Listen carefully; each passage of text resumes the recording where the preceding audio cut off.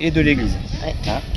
Donc notre association elle est affiliée à l'Union Rempart, qui est une association, une fédération nationale qui regroupe près de 170 autres associations qui contribuent dans la restauration du patrimoine. Alors on travaille dans le cadre de l'organisation de chantiers internationaux de bénévoles. D'accord. Oui. On va dire de février jusqu'à octobre. D'accord, avec des sessions de plus ou moins, avec plus ou moins d'importance.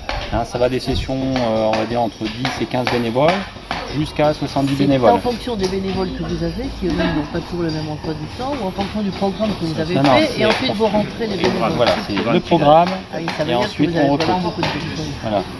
Il vaut plus ici, oui.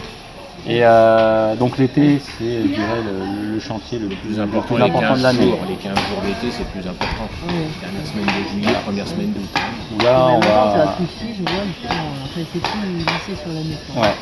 Sur la porte de Mende. Que nous, on a vraiment une grosse concentration l'été, où on va justement concentrer plusieurs corps de métier. On va avoir la taille de pierre, la maçonnerie sur différents ateliers, Oui. cette façade-ci, le conduit de cheminée là-haut. On va avoir également la menuiserie, la charpente, la céramique, la maquette architecturale, etc. Et il y a des tranches déjà à chauffer, je me dis. Parce que la première fois que je suis venue, ils étaient là, Oui. Alors, sur l'extérieur.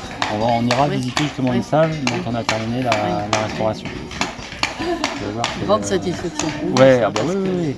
C'est quand même beaucoup de... Ouais, c'est quand même l'objectif. Bon, c'est quand même la conservation du site. Ah oui. Hein. Après, il y a une partie quand même dédiée Oui. à la restauration, à la restitution de parties qui ont pu disparaître, Oui. mais pour lesquelles on est quand même bien documenté, Oui.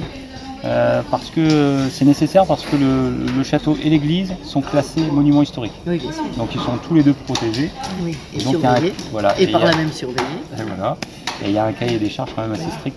Vous savez que je siège à la commission des monuments historiques vrai de Picardie, qui va sans doute se transformer d'ailleurs. Voilà. J'ai été désignée au titre, on m'a demandé si j'acceptais au titre de parlementaire, j'ai dit que oui. En plus, ça va être très très intéressant. Alors sachez-le, parce que... On ne sait jamais. Bon, on espère ne pas avoir à jour à faire la commission. Oui. Non, mais là, il Mais y a la une. commission, c'est pas pour faire rentrer ou sortir, éventuellement. Et c'est pas elle qui exerce la surveillance, c'est la DRAC, évidemment. Alors, Enfin, même pas la DRAC, c'est l'AMH. ouais, la conservation des monuments et tout historiques, ça. et puis l'architecte du bâtiment de France, M. Graveau, qui connaît très très bien Oui, le site, je le connais, oui. qui vient nous voir Oui, régulièrement. oui, En plus, vraiment une grande relation de Oui, confiance. oui, il est par très bien. rapport, Oui, je sais, je l'ai vu aux dès le début, la chanson. Ouais. On avait appris des choses formidables. C'est vraiment une chance d'ailleurs pour nous, Oui. parce que pouvoir opérer ce genre de travaux sur un monument classé comme celui-ci, et en plus on agit vraiment sur le monument, c'est que vraiment il y a une confiance qui s'est... Oui, absolument, il faut installée. quasiment un label. Ouais. Et vous existez depuis quand? 1998, j'ai 18 ans. Dans 2 ans, on fêtera nos 20 ans. Absolument. Et à cette occasion, on espère bien terminer la façade avec la couverture de la chapelle. Hier, le maire vous a promis un feu d'artifice du tonnerre, c'est bien ça ou j'ai mal compris? Oui, Un feu d'artifice, mais on va... une cérémonie intéressante. Oui. On fera ce qu'il faut. Donc nous avons plusieurs types de pierres. Nous avons des pierres dures qui sont principalement utilisées pour les gargouilles, les marches, les bordures de fenêtres. C'est principalement de la Saint-Pierre-Aigle. Nous avons aussi des pierres plus tendres qui viennent de Noyant et Aconnin, principalement, qui sont faites pour dresser les murs, faire des arches, de la sculpture, pas mal de choses. Et ces pierres sont vivantes, puisque ce sont des organismes marins qui sont là, qui ont été là emprisonnés, qui ont laguné. Et en fait, voilà, on les taille, on les remet en forme. On fait pas mal de choses. On fait pas mal de choses avec ces pierres. Et les gens qui viennent ici, les bénévoles, sont de tout horizon, évidemment. On a des jeunes qui viennent, qui sont également dans la vie, qui font autre chose, qui sont pâtissiers, qui sont élèves architectes, qui font d'autres choses et qui viennent s'intéresser à la taille de pierre pour justement toucher à autre chose, toucher quelque chose, une matière vivante, une matière qui était déjà vivante avant le Moyen-Âge et au Moyen-Âge, et qui maintenant reprend tout son sens et toute sa vie en reprenant forme. Donc on fait aussi à la base de la restauration. Voilà. C'est important de savoir que la pierre dure dans le temps, puisque ce château que nous restaurons a plus de 800 ans et qu'aujourd'hui on continue à le faire vivre. Voilà. Et les pierres partent parfois sur des monuments importants à Paris. Oui. D'accord. Il faut savoir que les pierres que nous utilisons viennent de carrières, et les carrières sont quasiment intarissables. Alors, ces pierres sont chez nous, on les retrouve sur Notre-Dame de Paris, on les retrouve aussi sur plusieurs continents. Il faut savoir par exemple qu'une bonne partie des châteaux anglais ont été édifiés par Guillaume le Conquérant, et que ces pierres venaient de chez nous, c'était de la pierre calcaire.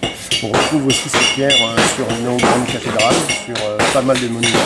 Il faut savoir que Haussmann aussi a restauré Paris et a conçu bon nombre de bâtiments avec les pierres qui viennent de nos régions.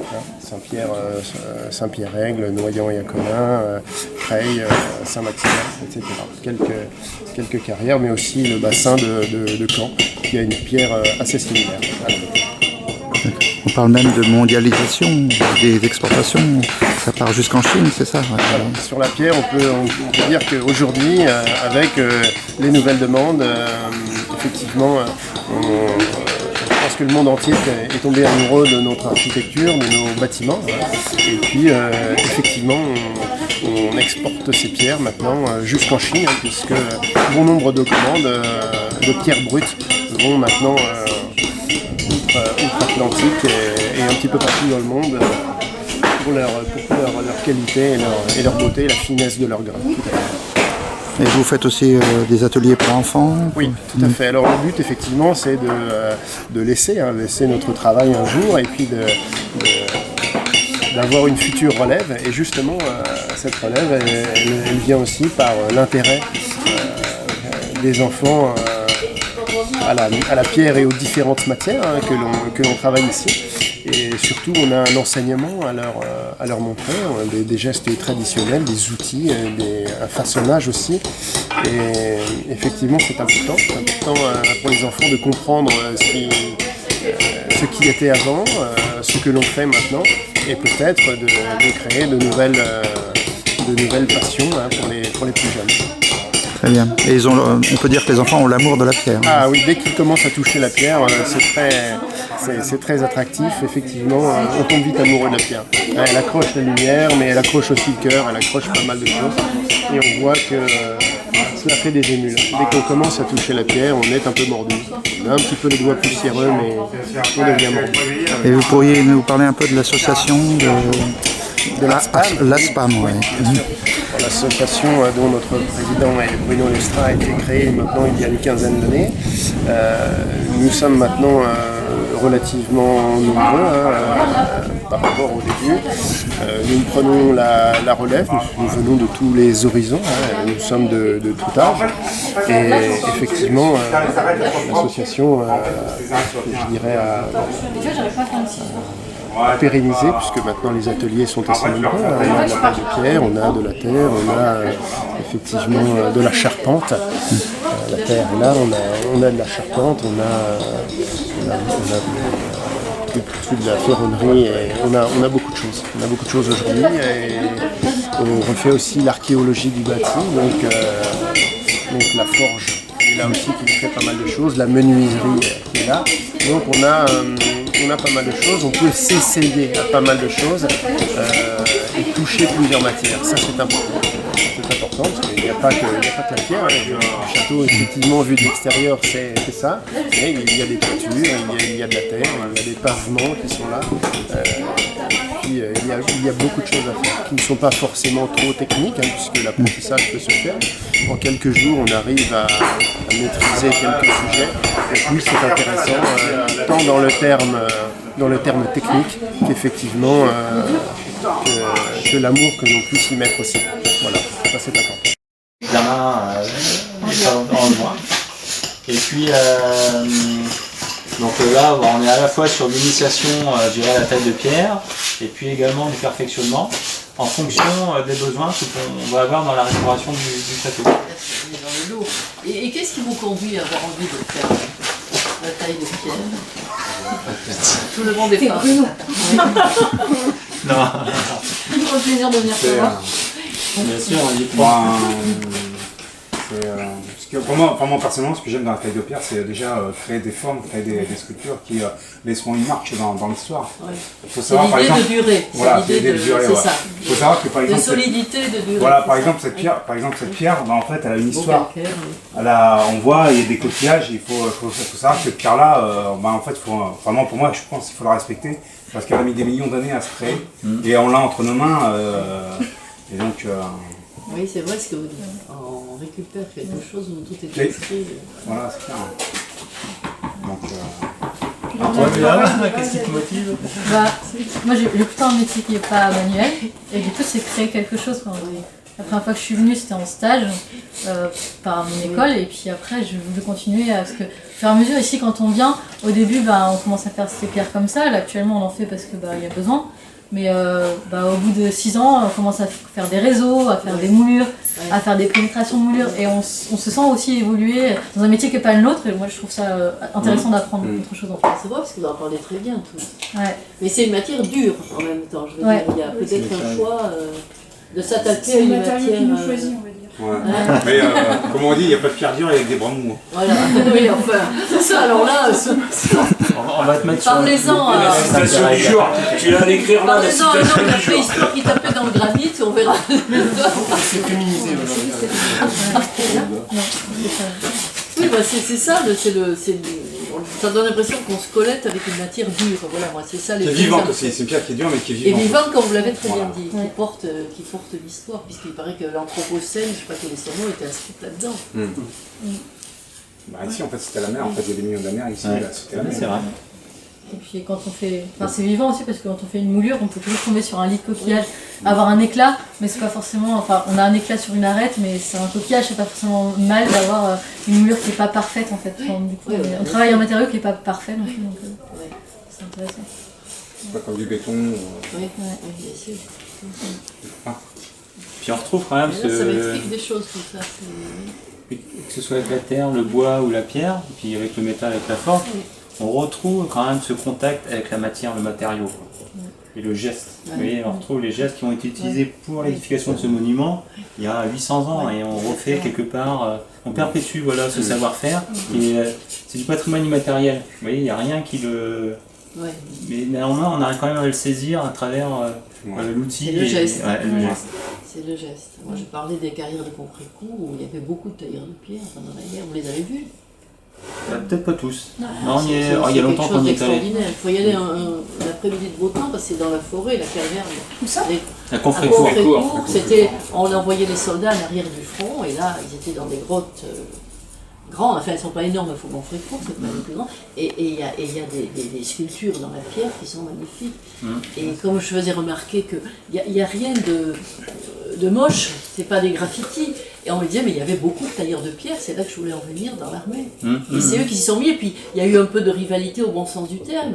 Ils ont sculpté des visages, ils ont sculpté leur fanion, ils ont sculpté. Et c'est quelque chose de. C'est vrai que c'est Ils ont fait extraordinaire. ça. Ils étaient là dans les grottes, à l'arrière loin du front, mélangés Non. aux chevaux et tout, et puis ils ont fait ça. C'est leur marque. Oui. Ouais, c'est vrai. Mais c'est très artistique. C'est ça. On était voir une carrière où il y avait une grande sculpture, c'était la femme du poilu. Vous vous souvenez? Ah oui, elle est connue celle-là. Elle est où cette Pas carrière?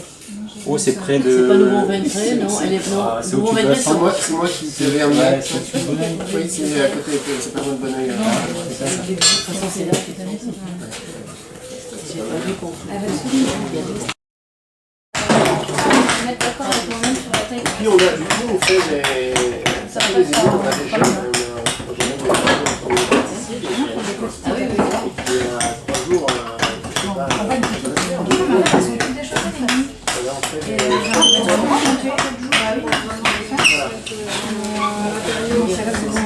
même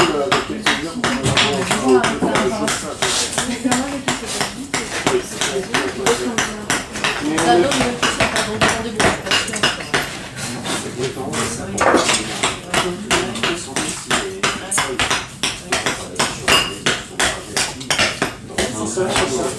d'ailleurs, c'est de plus en plus que Parce que tailler la pierre, c'est pas casser la pierre, c'est comment c'est facile.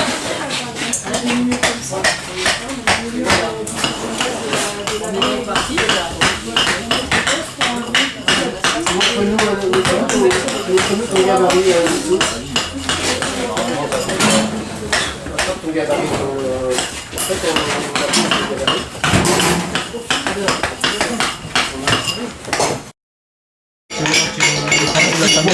Pardon, aussi. Non, mais voilà, c'est. On est tous à des heures.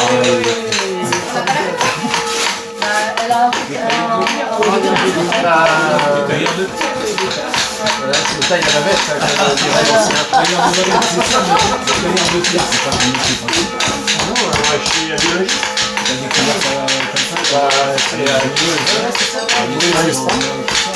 C'est JP qui m'a amené là, il m'a dit tiens viens, on a besoin de vieux là-bas. Alors, ah oui, c'est bon. Ouais, j'ai une... Oui, c'est que tu peux nous passer. Oui, ça, non, ça se rejoint un petit peu parce que je pense que ce sont que des minéraux.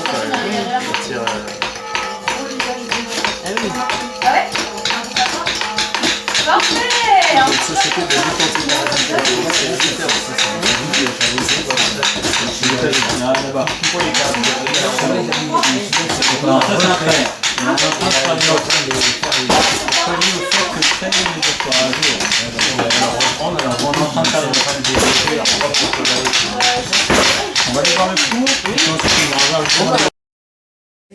Comme ici un arc de plein cintre, dont on parlait tout à l'heure, Marie-Louise Romain, pour expliquer aux gens, au public et également aux enfants à l'occasion des ateliers de patrimoine, comment on réalise justement ce genre de pièces. Donc il y a tout l'aspect tracé, taille de pierre, réflexion sur comment ça tient, etc. Plutôt ta physique aussi. Ouais, voilà, c'est ça.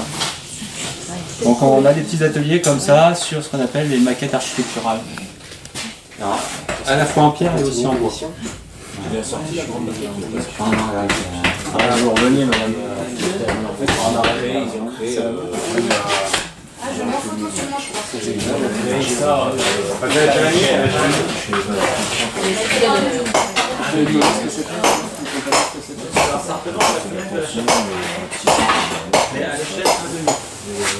L'idée, c'était de la refaire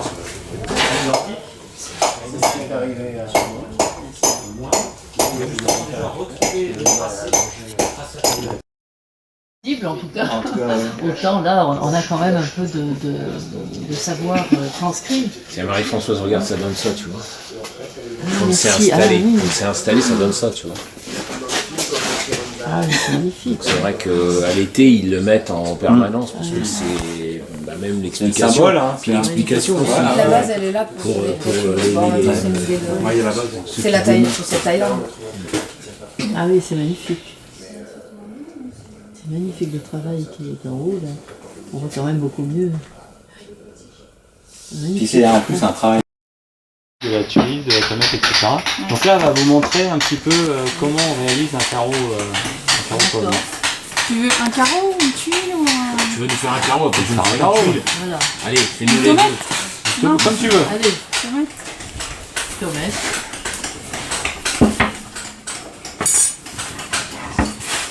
Alors oui, on voit très bien qu'il y a des formes. Voilà. Pour chacun, on a un moule. Ça, on On a a le moule, un le carreau, fruit. une tuile, voilà.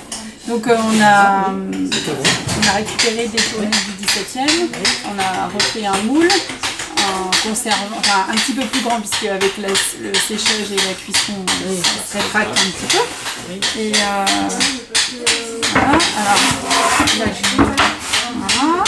je mets un petit peu de ça pour éviter que ça colle au fond. Donc là j'ai préparé des petits pâtons de 500 grammes avec de l'argile rouge charmotée, donc avec un peu de café. Elle a été teintée. Ah non, elle est comme ça, elle est extrait. C'est ça qu'on obtient des... Et on extrait où l'argile rouge?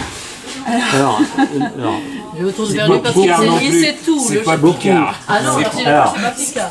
Non, par contre, on a de c'est très pas très belles veines d'argile, Oui, oui. notamment Berzexex.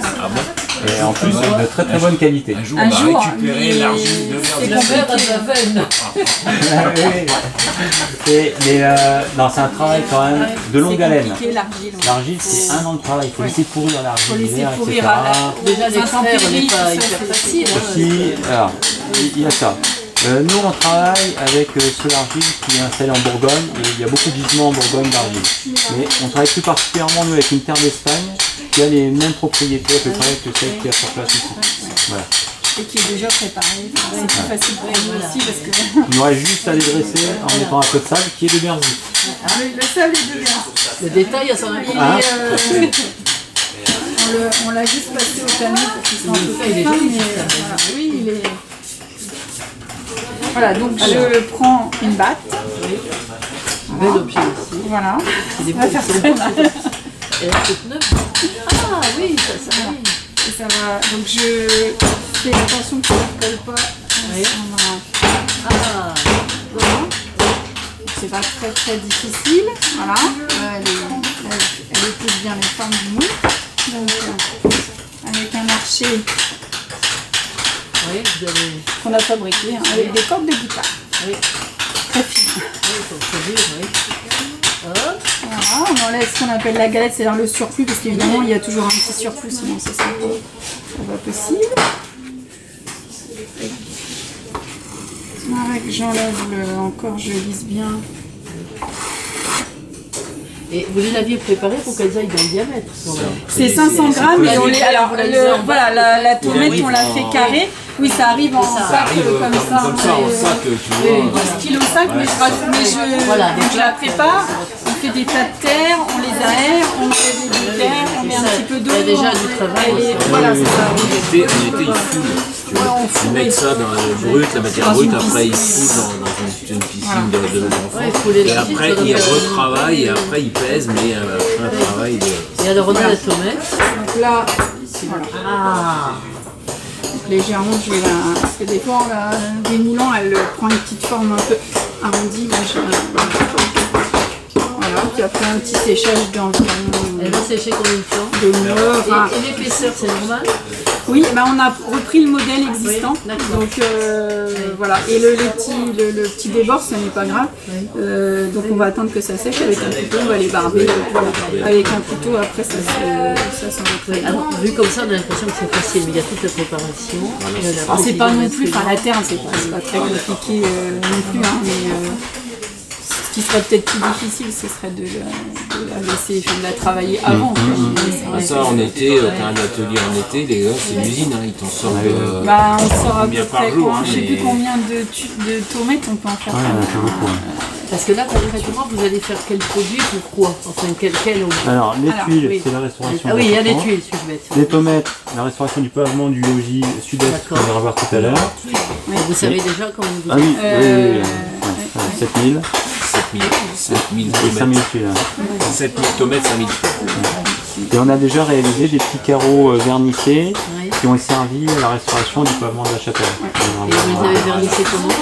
Ah, pareil, alors, à la glaçure, avec de la glaçure qu'on fabrique nous-mêmes, avec de la galène, du plomb et de la terre siliceuse. Quoi. On va les voir. on les verra. Et après, elle est à la cuisson aussi de temps en temps. Chaque session, chaque session, voilà. Oui, cet été, on en a Ah, c'est la fait cuisine deux. totale. Oui, En la octobre, cuisson, tu vas nous c'est. faire une session en octobre, Je sais pas, en octobre, on Ah, verra ce que pas grave. c'est. En fonction des dispos aussi Oui, de chacun. parce que c'est assez long du fait qu'il faut rentrer quand même 500 tuiles dans le four. Donc il faut les gratter, il faut les. Les montrer, mais Voilà. elles doivent peut-être séparer les unes Alors des on autres, les met, profils, si vous voulez, on les met sur la tranche Ah oui. et on laisse un petit jour pour que ça puisse. Comme les l'air cartes, sortir. comme les cartes Très à bien. jouer là, Très, c'est très pas bien. comme ça, mais Ouais, comme ouais. ça, et Château après de en cartes. château de cartes, Ah, oui. c'est Et impressionnant. les tomates, on en met 1200. Les tomates, on en met 1200. Faut de la main Et on comme les met ça, sur ça la va bien, tranche, faut les quoi. mettre. On les met sur la tranche comme à l'époque, quoi, pour que ça pareil, toujours pour faire chaud. Et une cuisson, c'est une vingtaine d'heures quand même, c'est très long. Et on cuit qu'au bois. À quelle température? On monte à 1000 degrés. 1000 degrés. À 1000 degrés. C'est très chaud. C'est comme c'est une température de fonderie. Oui, non, un peu plus. Un peu plus la fonderie, Ouais, on a 1400, Ah, déjà 1000 degrés, c'est. Mais déjà 1000 degrés, oui. Commence à 6 c'est h du intéressant. matin. Oui, La fonderie, c'est pas le général qui font. Bah, ça dépend. Donc Bruno expliquait tout à l'heure à Marie-Françoise Bechtel qu'on était sur une conception de four horizontale. Alors je lui ai posé la question pourquoi. Visiblement c'est par rapport à tirage horizontal. tirage horizontal. C'est le tirage, parce qu'en fait La flamme elle est là. la flamme, hein. la chaleur passe horizontalement et ressort par la cheminée. C'est ça, ensuite, c'est ça. Et pourquoi plutôt cette conception-là? C'était par rapport à l'espace, visiblement j'ai compris, parce qu'on aurait pu faire quelque chose de vertical, parce que d'habitude c'est plutôt des fours verticaux, c'est-à-dire un foyer en bas, et puis une chambre de cuisson comme ça. C'est-à-dire qu'on sait aussi, enfin les plans viennent d'une céramiste française là, que Hubert connaît et D'accord. qui avait Donc, déjà, on sait un petit peu quand vous même. êtes inspiré voilà, d'elle on s'est parce inspiré qu'elle savait qu'elle avait déjà fait, ça Elle fonctionnait. avait déjà fait, ça D'accord, fonctionnait d'accord, et, très bien, et la cuisson était réalisée correctement. Alors Bruno expliquait aussi que bon, on n'est pas en contact avec la flamme directement là, hein, puisqu'il y a un mur devant là qui Voilà, fait. il y a le mur Vas-y, de explique ça un déflexion petit peu. qui permet de protéger les pièces, hein, D'accord. puisque en fait on arrive à mettre 500 tuiles, donc une demi-tonne de charge et 1200 tomettes. Ah oui. Et du coup, au départ, comme la cuisson doit se faire très doucement, Oui. on monte à peu près de 80 à 100 degrés par heure. Du coup, il y a le petit feu et le grand feu. D'accord. Donc jusqu'à 600 degrés, il faut surtout pas que la flamme touche Touche les tomates. les tomates de D'accord. façon trop forte. D'accord. Du coup, et par contre, après 600 degrés, il n'y a aucun problème pour que après ça, puisque les flammes, après D'accord. ça lèche. Et comment tu maîtrises ça alors le côté feu, tu maîtrises, c'est de la pratique. Après, je sais que tu as un Oui. thermomètre qui va mesurer. J'ai un galvanomètre avec Oui, une canne t'as pyrométrique. quelque ouais. chose qui veut mesurer la température à l'intérieur Ouais. du four, mais au niveau de l'allumage, enfin, etc., c'est quoi? Oui, je pense que c'est l'expérience. C'est et puis, l'expérience. parce qu'au départ, on utilisait un petit peu de gaz quand même pour la préchauffe. D'accord. Et puis, on s'est rendu compte que c'était très coûteux. Donc, maintenant, on C'est est totalement au bois. Ouais, C'est-à-dire totalement. qu'on fait une étuve la veille pour préchauffer et le four et les pièces. D'accord. Et puis ensuite, comment dirais-je, le lendemain, on commence la cuisson réellement. Mhm. Et du coup, au bois, bah, c'est tout doucement, c'est-à-dire qu'on écarte le foyer Au départ, on écarte D'accord. énormément le foyer pour que ça monte tout doucement. Et puis ensuite, à petit, plus tu ça va, rapproches. voilà, plus ça va, on a des barres métalliques qui nous permettent de poser les bûches et donc on D'accord. rapproche D'accord. le bois, quoi. Et ensuite, après, on peut le pousser un petit peu plus loin quand la température est déjà très élevée. D'accord. Donc là, au niveau, donc tu as tout un assemblage ici qui va permettre la cuisson, hein, c'est-à-dire que ce soit des tuiles ou des tomates, tu vas donc créer des choses très aérées de manière à ce que la Voilà, cuisson la soit chaleur, homogène, la chaleur hein. tourne. Et après ici tu fermes. Ici, Et hein. là, Ici, donc, on ferme, voilà, hein. parce que le four est entièrement fabriqué en briques non réfractaires. Ah, elle est non réfractaire. Non réfractaires, des briques totalement normales. D'accord. Parce que la brique peut monter, je crois, à 1200 degrés, donc on n'a aucun problème D'accord. de La ce cuisson côté-là. le permettait donc. Ouais. Exactement, Ouais. et donc on utilise du sable argileux pour les joints. D'accord. Et donc la porte est refaite, enfin le mur est remonté, c'est un mur, est D'accord. remonté systématiquement et cassé À chaque fois que tu rouvres. lors du défournement. Et en fait, quand tu défournes, c'est à peu près combien de temps après? C'est-à-dire. Donc en il faut gros, que la température soit en dessous de 120 degrés. D'accord, donc en fait, quand tu fais une cuisson, ça va Donc être de l'ordre de 2-3 jours après. hein, deux, Tu trois vas jours. ressortir les pièces 2-3 jours après. 2-3 jours après. D'accord. Déjà parce qu'il faut que le refroidissement se fasse Ouais. tout doucement, déjà, effectivement, parce qu'on est à 1000 degrés. Le lendemain matin, on est déjà à 500. D'accord. Mais après, ça descend tout doucement. Tout doucement, quoi. oui, d'accord. Donc, du coup, on défourne 2-3 jours après. Et Déjà parce que les pièces ne peuvent pas être... On ne pourrait pas les prendre. Tu pourrais pas les prendre à la main, bien évidemment. Ouais. Et après, là-dedans, tu cuis aussi, quand tu as des tomates vernissées et tout ça, c'est mélangé ou tu fais une cuisson particulière? Alors non, on fait une cuisson particulière parce qu'on utilise des plaques réfractaires, par D'accord. contre. Donc ça fait une sorte de pyramide. Et on met à peu près, alors quand c'est des petits carreaux, c'est 5, mais des fois moins. Des fois, Ouais. quand c'est un gros, on n'en met qu'un seul. Sur sur chaque étage en fait, D'accord. pour évidemment qu'ils ne se touchent pas parce que la glaçure fond Ouais. et que sinon risque après de ils sont collés. ça va coller les autres. Voilà, D'accord, très bien. c'est collés les uns aux autres et du D'accord. coup On il n'est peut pas possible de de les récupérer. récupérer. D'accord. Donc là, c'est des cuissons particulières. Donc là, Donc vous stockez, vous créez, voilà, vous créez, on vous créez. devrait en faire une cet été. Vous créez et après, Mais quand vous voilà. avez le nombre, vous cuisez. Exactement, Ah, parce d'accord, que c'est quand même encore plus difficile parce que les pyramides doivent être bien stables. Bah oui, Et du coup, c'est très complexe D'accord. à monter. À Hein. mettre On en en met, place. on en met quand même 6 en d'accord. tout. Oui. Hein, donc les plaques doivent être traitées avec une engobe spéciale, évidemment pour les protéger aussi. Oui, oui. Et donc c'est relativement plus long. Donc l'enfournement est plus long et la cuisson, c'est la même chose. Hein, le temps, la durée est la même. Mais par contre, l'enfournement, le défournement est beaucoup plus difficile. C'est Oui. difficile, plus complexe. Tandis que là, quand on peut mettre des tomates les unes sur les autres, c'est beaucoup plus simple, D'accord. forcément. Et ça change d'épaisseur? À la cuisson, ça change d'épaisseur? Alors ça se rétracte un peu, c'est-à-dire que le moule au départ doit être suffisamment grand, enfin il est un peu plus grand parce qu'il y a la phase de séchage, donc ça perd un petit peu. Mais ça perd de aussi haut, oui. de l'eau, et donc du coup ça se rétracte un peu, puis la cuisson aussi. D'accord. Donc il y a toujours un calcul à faire, le céramiste fait un calcul pour Ouais. créer le moule, La quoi, perte, ouais, pour la évidemment.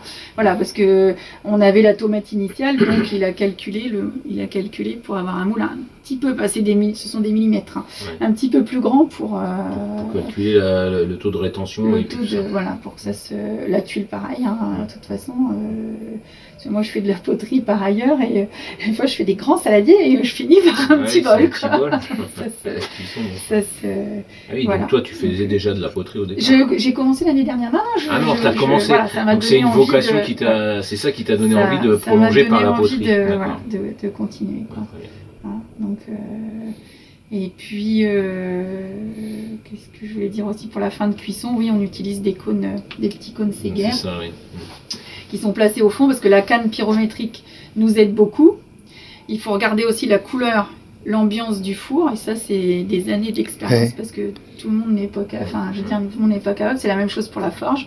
Et donc la canne nous aide beaucoup, mais les petits témoins, les petits cônes nous permettent de savoir la fin en fait, quand il d'accord. faut s'arrêter, puisque il peut arriver qu'on ait 100 à 200 degrés d'écart avec la canne. Ah oui, La oui. canne, oui. Donc c'est pour ça que Il y a quand même l'œil voilà, il y a averti. l'œil. et Comme un puis, cuisinier ou un boulanger, oui. c'est oui, ça, oui. c'est ça. Mais c'est pas simple, à vrai dire, pour l'apprentissage est long, Ouais, c'est sûr. parce qu'il faut pas regarder qu'une seule pièce, il faut regarder la totalité. Il y a quelques ratés au début.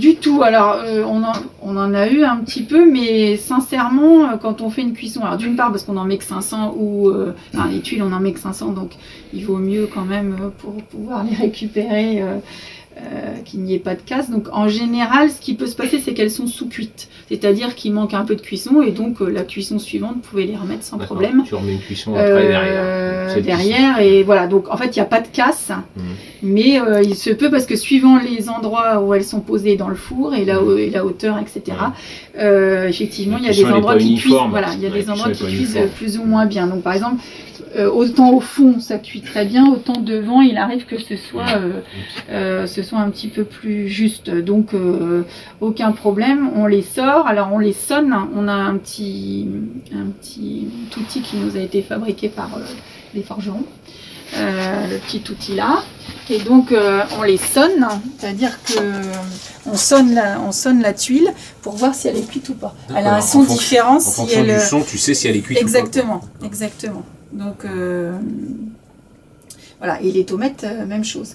C'est pour ça que, comment dirais-je, ça permet de savoir et de recuire si besoin. Si besoin, hein, puisqu'on voit que là-bas, la tuile, effectivement, qui est sur la toiture de la cuisine, il y en a une qui est cassée, parce qu'elle était sous-cuite. En fait, elle a dû prendre l'humidité et puis elle s'est désagrégée, quoi. Donc ce sera à changer, c'est tout. Ça, c'est le prototype qui a été fait au départ pour voir un peu, tester dans le temps ce que pourrait donner une toiture refaite avec des tuiles créées fabriquées, ici. voilà. Hein. Donc là, ça a combien de temps ça? Ça a au moins... Ça a déjà pas mal de temps. Hein. Je me rappelle plus, c'est quand on a fait la cuisine. Ouais, ça a bien 4 ans. 4 ou 5 ans. 4 ou 5 ans. Donc De toute façon, David Lemizier, écouvreur, a pu, comment dirais-je, avec une entreprise, a pu tester la porosité et la résistance au gel, et elles sont très bonnes, très résistantes, très... Ouais. Donc là, c'est vraiment parce qu'elle n'était pas assez cuite que ça... Parce que ça a cassé. Il n'y en a qu'une, hein, donc... Ouais, je vois. Voilà. Un grand merci pour cette excellente explication.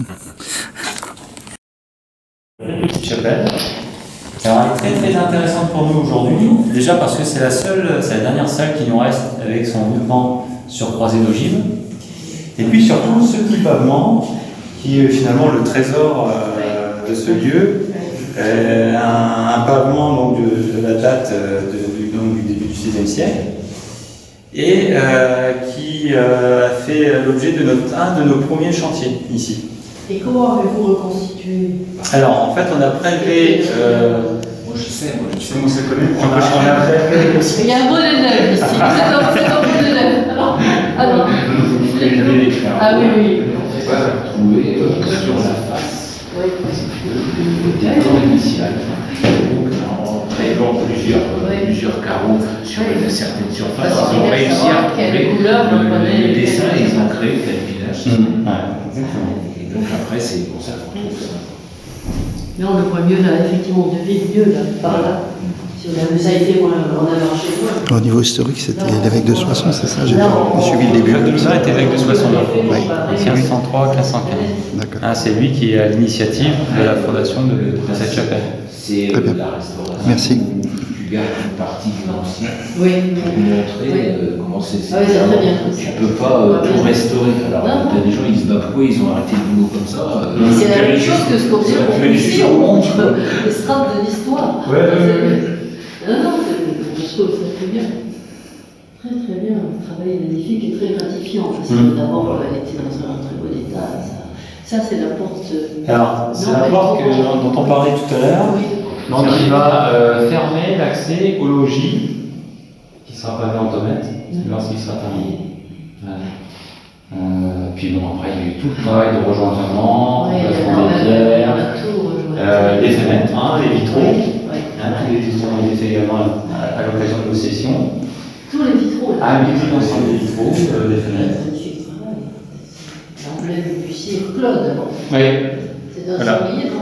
Qu'est-ce que c'est? Alors c'est le blason des Moulins. Donc en chef, la partie supérieure, c'est un loup. Ah, c'est un loup. Après, vous avez une bande qu'on appelle la face, qui est d'or. Et puis en partie inférieure, vous avez une molette d'éperon qui rappelle que c'était un chevalier. Alors tout à l'heure, on évoquait les petites maquettes. Donc là, vous en avez une, c'est celle de la Charpente, qui est juste au-dessus.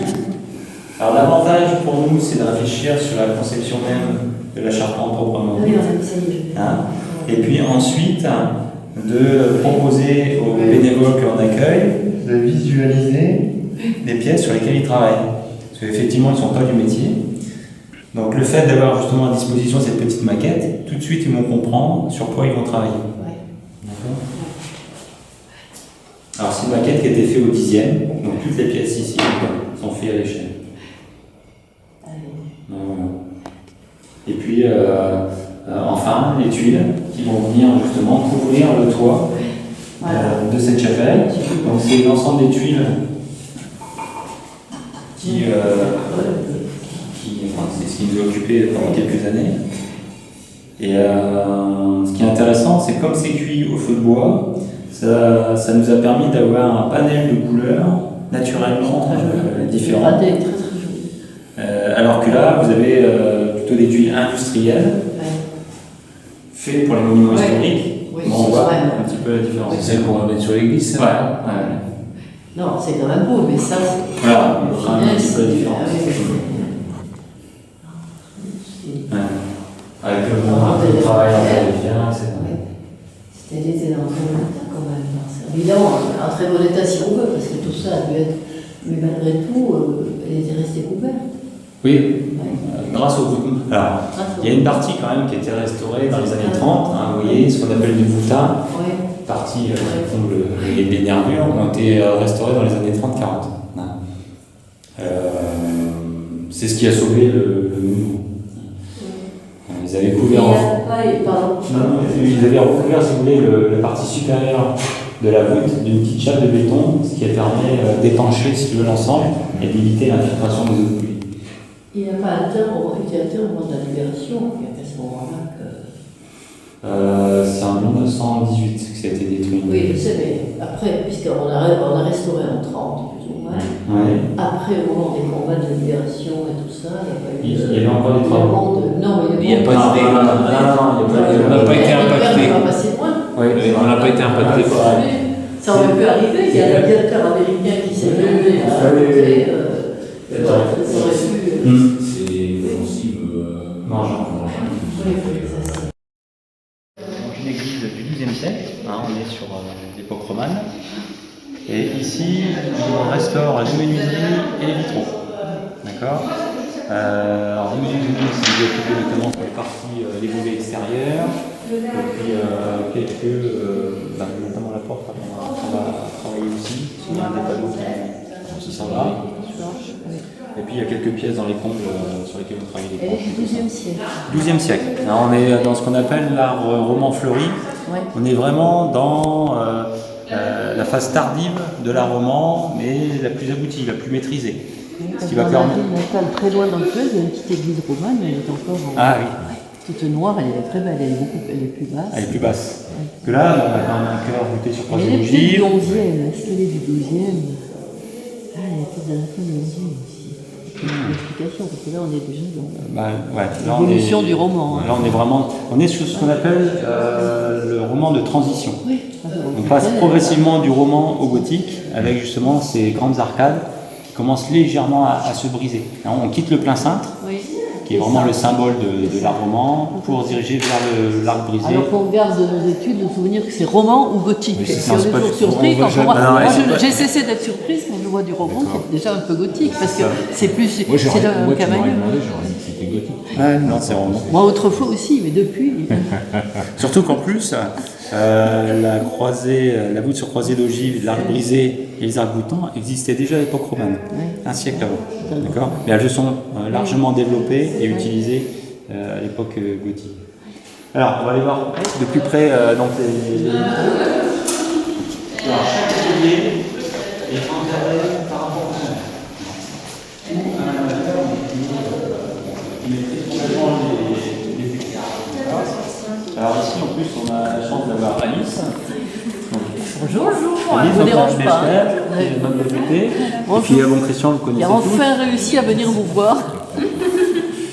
Et ici, alors Alice a un parcours assez singulier chez nous, c'est qu'elle a commencé par restaurer les vitraux de la chapelle, qu'on ira voir tout à l'heure, en tant que bénévole, pendant ses études de vitraliste. Ensuite, elle a fait d'autres chantiers à Bercy, autour de la forme, du relevé, archéologie bâtie. Ensuite, on l'a embauchée en tant qu'intendante, donc pour tout ce qui est vie collective. Ensuite, elle a fait le service civique au sein de l'association. Voilà. Et maintenant, elle est encadrante technique en vitrail chez nous. Je grimpe les échelons. Oui, voilà. C'est en même temps, c'est varié. C'est bon, c'est varié. Puis le changement, c'est bien aussi de temps en temps, en restant dans la vocation initiale. Il y avait eu une grosse exposition de travail qui incluait les vitraux à Villeneuve-Saint-Germain l'an dernier. Il y avait un gros, ils avaient fait un gros truc, notamment des... Et donc Alice, qui est originaire de Dreux, maintenant elle vit dans le département de l'Aisne. Donc vous voyez, on apporte la main-d'œuvre qualifiée. Contrairement à la guerre de 14, et vrai que Dreux n'est pas la Normandie, à la guerre de 14, on allait au contraire, ici en Normandie. Alors, Dreux n'est pas la Normandie. Non, mais c'est proche. C'est le Perche. C'est le pas... Perche encore. À une demi-heure, on est en Normandie. alors là, par contre, pendant son service civique, donc, on lui a confié un travail très important qui est l'étude sanitaire des vitraux. Donc elle a fait ça à l'occasion de son service civique, entre autres. Il y a eu d'autres missions, il y a eu celle-ci. Et grâce à son travail, on a pu ensuite monter un chantier pour la restauration de l'ensemble des baies des fenêtres. Et ça recouvre quoi l'étude sanitaire des vitraux? Alors, c'est déterminer déjà L'état sanitaire, voir un peu l'état des baies. Mais aussi les causes de la détérioration. Voilà, les désordres. Dans le sanitaire, il y a les causes. Voilà, les désordres, faire l'inventaire effectivement de chacun des verres. Chacun des verres. Il y a eu un On fait gros le check-up, travail, on peut voilà. dire, hein, des Et ensuite proposer un protocole de restauration.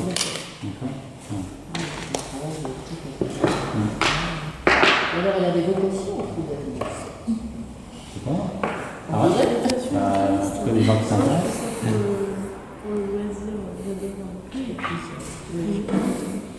Et toi, Laurie? Bah non, Comment ça C'est le vitrail que toutes les deux vous appréciez spécialement, c'est ça, c'est le choix du vitrail. C'est vrai que c'est particulier. Bon, elles ont l'air très malheureuses. Ils sont timides. On les entend plus. Alors, à côté de la restauration proprement dite, on propose aussi aux habitants qui le souhaitent des ateliers du patrimoine. Donc, eux ne viennent pas pour la restauration du vitrail en question, mais vont plutôt faire un projet personnel. Ah oui, un D'accord. projet, pas juste. Non, donc là, c'est un autre programme. Et donc, Muriel, qui habite Soissons, vient ici dans le cadre de ces ateliers patrimoine. Voilà. Tu le montres, Oui. il est là.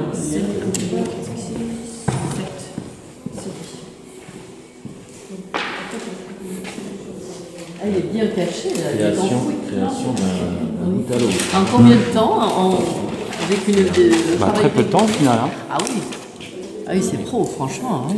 C'est le premier, hein. Moi, je trouve ça pro. C'est son premier, donc Vous pensez vous améliorer beaucoup. Ah non, c'est. c'est très joli. Les premiers seigneurs de Berzy nous sont connus depuis le XIIe siècle. Hein. Le premier seigneur de Berzy est Eble de Berzy, qui est certainement à l'origine du premier château qui a été construit ici. S'en est suivi pendant... ils ont occupé les lieux, on va dire, près de 200 ans. Ensuite, nous avons, à partir de 1445, Pierre de Louvain qui fait l'acquisition de ce monument, qui le transmet ensuite à son premier fils, Claude de Louvain, qui fut évêque de Soissons de 1503 à 1515. Et ensuite, vraisemblablement, la propriété de Berzy passe à travers les mains de la famille d'Estrée, Jean d'Estrée. L'évêque de Soissons a fait beaucoup pour Alors, le site. l'évêque de Soissons, effectivement, est certainement à l'origine des aménagements opérés sur le château de Berzy sur la fin du XVe siècle et au début du XVIe siècle. Hein, on y voit d'ailleurs la fondation, la construction de la petite chapelle castrale qui est adossée au châtelet d'entrée du château. Après la famille des Louvain, nous avons au milieu du XVIIIe siècle la famille Saint-Fargeau qui va faire l'acquisition du site jusque dans les années 1820-1828. Celle-ci est ensuite cédée à un premier fermier, la famille Moreau, qui la cédera ensuite à la famille Fontaine, puis Leroux. Et enfin, le château sera vendu à la commune en 1983 et qui demeure encore aujourd'hui propriétaire des lieux. Très bien. Bah, je te remercie sur Voilà. ce petit historique de la commune. Bon, très bien. Alors Christian, parle-nous du financement de ce projet, par l'association et les questions que ça pose. En fait, c'est une volonté de la commune d'avoir mis en avant cette association pour restaurer un château qui aurait pu être considéré comme une contrainte quand on a accepté, c'est les conseils municipaux précédents, quand ils ont accepté de reprendre à leur charge le château. Bon, ils ont acheté ce château pour 50 000 € qui correspondait à 50 000 francs, je crois même à l'époque. Il y avait une première proposition pour l'euro, pour le franc symbolique, qui avait été déclinée par un des maires et qui, 2-3 ans après, s'est dit intéressé par l'acquisition du château. Et à ce moment-là, le prix qui a été convenu, c'était 50 000 francs. Nous, au départ, la volonté du maire, c'était de créer dans les voûtes la salle Robert Bonheur, que tu vas découvrir tout à l'heure, pour faire la salle des fêtes. Hein. Après, donc il y a déjà eu un gros travail qui a été fait, mais là, je dirais, par des entreprises privées, hein, rapidement, un projet qui a été soumis au monument historique, hein, parce qu'on était dans un site classé, on ne pouvait pas faire ce qu'on voulait. Oui. Mais là, c'était vraiment un chantier classique, je dirais, de restauration d'un bâtiment communal qui pourrait être une mairie ou l'école, etc. Hein. Après, une fois qu'on a réalisé cette salle, Bruno intervenait déjà, lui, avec son association. Il faut savoir quand même que les premières années de son association, on n'était pas sur de la restauration, on était simplement sur de la dévégétalisation. Il y a déjà eu plusieurs sessions qui ont été mises en place pour mettre à nu les pierres, pour pouvoir après voir si on avait où était le danger. Donc les premières années, il faudrait que Bruno le confirme un petit peu, mais je pense qu'il y a eu 10 ans, ou peut-être, parce que moi ça fait 15 ans que je suis là, j'ai vu vraiment avancer en termes d'architecture ce chantier depuis 5-6 ans. Hein. Avant, d'abord les sessions étaient moins importantes, et puis on était vraiment sur la mise en sécurité, je dirais. Oui, antérieurement, c'était une sécurisation. C'était une sécurisation du bien. Alors après, effectivement, il y a eu toute la phase de recherche. Bruno l'a expliqué tout à l'heure. Hein. À chaque fois, il faut repartir dans l'histoire pour voir un petit peu, retrouver des plans, retrouver des photographies, etc.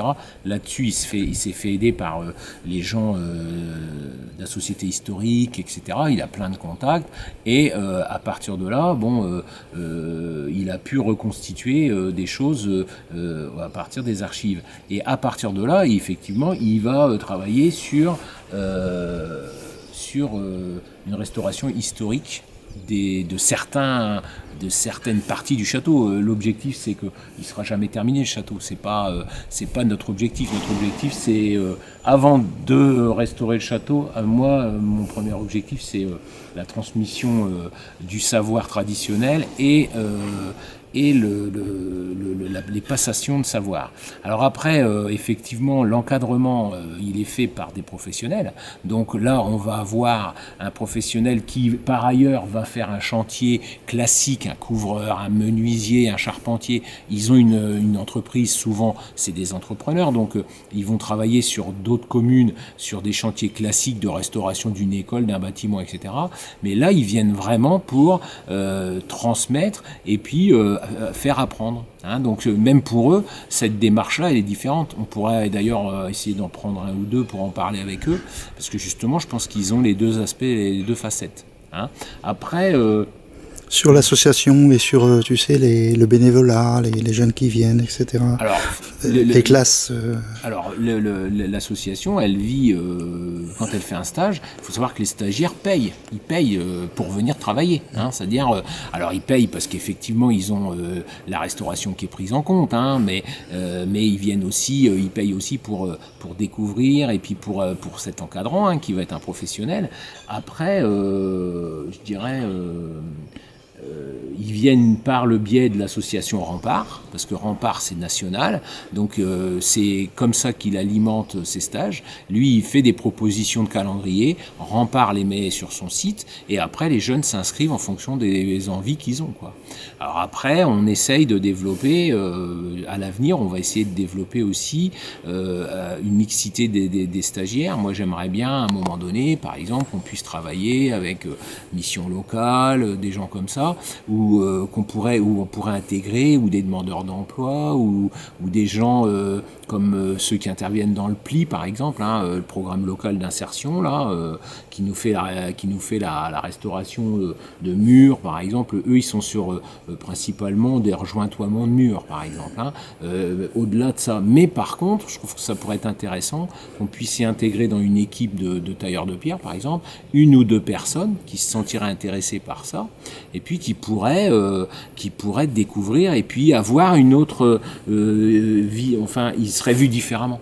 Moi, je trouve que ça serait intéressant. Dans le cadre d'une insertion. Voilà, ça serait un peu de l'insertion, mais ça serait surtout un retour dans un groupe pour lequel on est tous logés à la même enseigne, on est tous habillés pareil, on travaille la pierre tous de la même manière. Hein. Bon, moi, je trouve ça intéressant. J'aimerais bien qu'à l'avenir, on puisse développer cette partie-là qui m'intéresse, tu vois, particulièrement. Après, on constate aussi des changements de carrière, hein, c'est-à-dire, Bruno il en parlait tout à l'heure, un type qui était ingénieur, qui bossait chez Socotec ou à Pave, enfin quelque chose comme ça, et puis qui, après deux sessions en taille de pierre, s'est découvert une passion pour ça, puis il a ouvert son entreprise. Maintenant, il est encadrant. On a la personne qui est là, qui fait l'intendance cette année, qui est en service civique, qui a une formation de boulanger-pâtissier, tu vois, et puis qui a découvert ça, qui a travaillé, c'est un enfant du pays, il habite à côté, il a découvert ça quand il avait 14-15 ans, et puis bon, l'ambiance aussi, hein, c'est une ambiance, c'est au-delà du travail, c'est de la vie en collectivité, et ça c'est aussi important, c'est-à-dire quand on parle de stage, on parle de découverte, quand Bruno il disait, les gens font le repas à tour de rôle, ils font la vaisselle, etc. En fait, c'est une vie en collectivité qui est aussi intéressante et qui, pour certains, va être aussi enrichissante que le stage qu'ils auront pu faire en menuiserie, etc. Vous parlez aussi d'un pâtissier célèbre. Alors, ce fameux pâtissier, le pâtissier célèbre là, qui a envoyé son élève, si tu veux, pour une semaine de stage ici. Voilà, c'est des démarches comme ça qui sont intéressantes, hein, alors qu'on n'a pas forcément, mais qu'on peut rencontrer à certains moments, quoi. Voilà. Je pense que ça donne une note d'optimisme sur la jeunesse actuelle, parce qu'on voit parfois dans les médias que c'est un peu décrié, et je pense qu'il y a beaucoup à dire sur la jeunesse, là. Il y a beaucoup d'espoir. Mais bien sûr, c'est la tonalité d'espoir, c'est-à-dire qu'à un moment ces jeunes-là, mais je crois que l'idée principale c'est de les faire tout simplement sortir de chez eux et découvrir le vrai monde, quoi. C'est-à-dire que le monde il n'est pas dans la chambre devant un ordinateur, même si on a accès au monde entier avec ces moyens-là. Ça remplacera jamais le contact humain et puis les relations qu'on peut avoir entre individus, quoi. Bon, je te remercie Christian pour ce formidable projet.